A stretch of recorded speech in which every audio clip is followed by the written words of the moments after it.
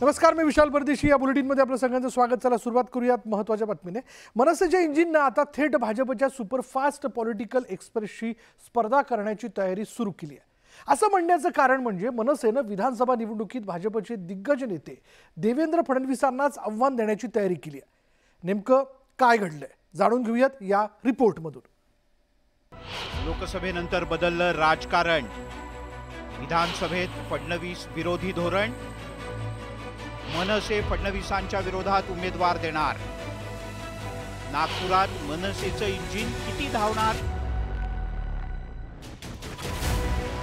विधानसभेसाठी सर्वच राजकीय पक्षांनी जोरदार तयारी सुरू केली.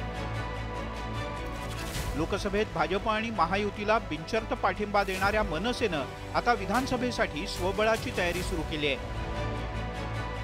विशेष म्हणजे लोकसभेत ज्या पक्षांचा राज ठाकरे यांच्या मनसैनिकांनी प्रचार केला, आता त्याच पक्षाच्या वरिष्ठ नेत्यांच्या विरोधात मनसेनं उमेदवार देण्याची तयारी सुरू केली आहे. यातील एक प्रमुख नाव अर्थात देवेंद्र फडणवीस. मनसेनं फडणवीस यांच्या दक्षिण पश्चिम नागपुरातही उमेदवार देणार असल्याचं जाहीर केलंय.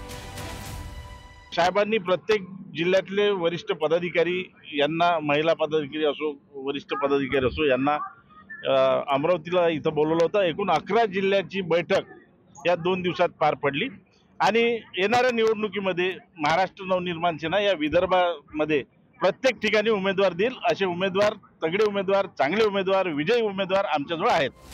मनसेच्या या खेळीवर भाजपनं जोरदार पलटवार केलाय. राजसाहेब ठाकरेजींनी पूर्वीच सांगितलं होतं लोकसभेच्या वेळी की आम्ही म्हणजे मनसे जो पक्ष आहे तो मोदीजींच्या विकसित भारताकरता मोदीजींना मदत करणार आहे. नंतर ते विधानसभेत वेगळे लढणार आहे. त्यांचा पक्ष आहे, त्यांनी लढण्याची योजना तयार केली आहे. त्यामुळे त्यांना आमच्या शुभेच्छा आहे. राज ठाकरे यांनी विधानसभा निवडणुकांचं रणशिंग फुंकत काही दिवसांपूर्वीच मराठवाडा आणि विदर्भाचा दौरा केला. यावेळी त्यांनी काही उमेदवारांची घोषणाही केली. आतापर्यंत 7 उमेदवार जाहीर करण्यात आले आहेत. यात चंद्रपुरातून 2, यवतमाळमधल्या वणीचाही समावेश आहे. यानंतर आता राज्याच्या उपराजधानीत थेट फडणवीस यांच्या मतदारसंघातच मनसेनं राजकीय इंजिनाची चाचणी घ्यायची तयारी केली आहे.